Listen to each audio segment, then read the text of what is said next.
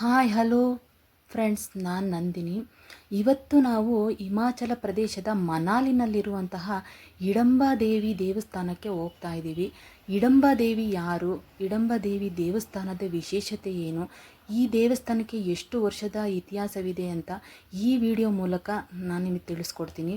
ವಿಡಿಯೋನ ಎಲ್ಲೂ ಸ್ಕಿಪ್ ಮಾಡಬೇಡಿ, ಲೈಕ್ ಕೊಟ್ಟು ಸಬ್ಸ್ಕ್ರೈಬ್ ಆಗೋದನ್ನು ಮರಿಬೇಡಿ.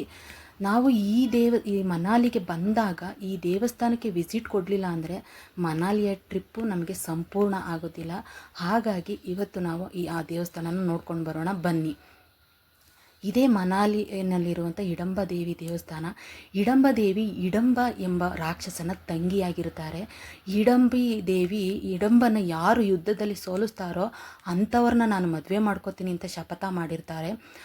ಪಾಂಡವರು ವನವಾಸದಲ್ಲಿ ಇದ್ದಾಗ ಈ ಜಾಗಕ್ಕೆ ಬಂದಾಗ ಪಾಂಡವರಲ್ಲಿ ಒಬ್ಬರಾದಂತಹ ಭೀಮ ಹಿಡಂಬ ಎಂಬ ರಾಕ್ಷಸನ ಯುದ್ಧದಲ್ಲಿ ಸೋಲಿಸ್ತಾರೆ. ಶಪಥದ ಪ್ರಕಾರ ಹಿಡಂಬಾದೇವಿ ಭೀಮನನ್ನು ಮದುವೆ ಆಗ್ತಾರೆ.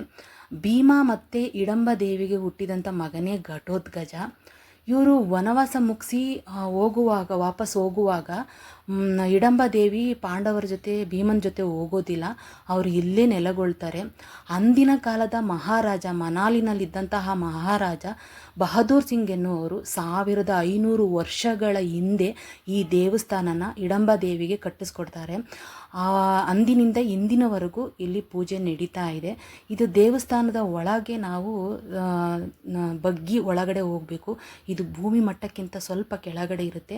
ದೇವಸ್ಥಾನದ ಒಳಗೆ ಹಿಡಂಬಾದೇವಿಯ ವಿಗ್ರಹ ಇರುತ್ತೆ, ಅಲ್ಲಿ ನಾವು ಪೂಜೆ ಮುಗಿಸಿ ಆಚೆ ಬರ್ಬೋದು. ಸ್ನೋ ಇದ್ದ ಟೈಮಲ್ಲಿ ಇದೆಲ್ಲ ಫುಲ್ಲು ಸ್ನೋ ಮುಚ್ಚಿರ್ತತೆ. ಈ ದೇವಸ್ಥಾನನ ಕಲ್ಲು ಮತ್ತು ಮರಗಳಿಂದನೇ ಕಟ್ಟಿದ್ದಾರೆ. ಅಂದಿನ ಕಾಲದ ವಿನ್ಯಾಸವನ್ನು ನಾವಿವತ್ತು ಇಲ್ಲಿ ನೋಡಿ ಕಣ್ ತುಂಬ್ಕೋಬೋದು. ನೇಚರ್ ತುಂಬ ಇಷ್ಟಪಡುವಂಥವ್ರು ಈ ಜಾಗ ತುಂಬ ಇಷ್ಟ ಆಗುತ್ತೆ ನಿಮಗೆ. ಸ್ನೋ ಇದ್ದರೆ ಇದು ಫುಲ್ಲು ಸ್ನೋ ಆಗಿಬಿಟ್ಟಿರ್ತತೆ. ಇವಾಗ ಅಕ್ಟೋಬರ್ ಮಂತ್ ಆಗಿರೋದ್ರಿಂದ ಇಲ್ಲಿ ನಮಗೆ ಸ್ನೋ ಸಿಗೋದಿಲ್ಲ. ಈ ವಿಡಿಯೋ ಎಲ್ಲರಿಗೂ ಇಷ್ಟ ಆಗುತ್ತೆ ಅಂತ ಅಂದ್ಕೊತೀನಿ.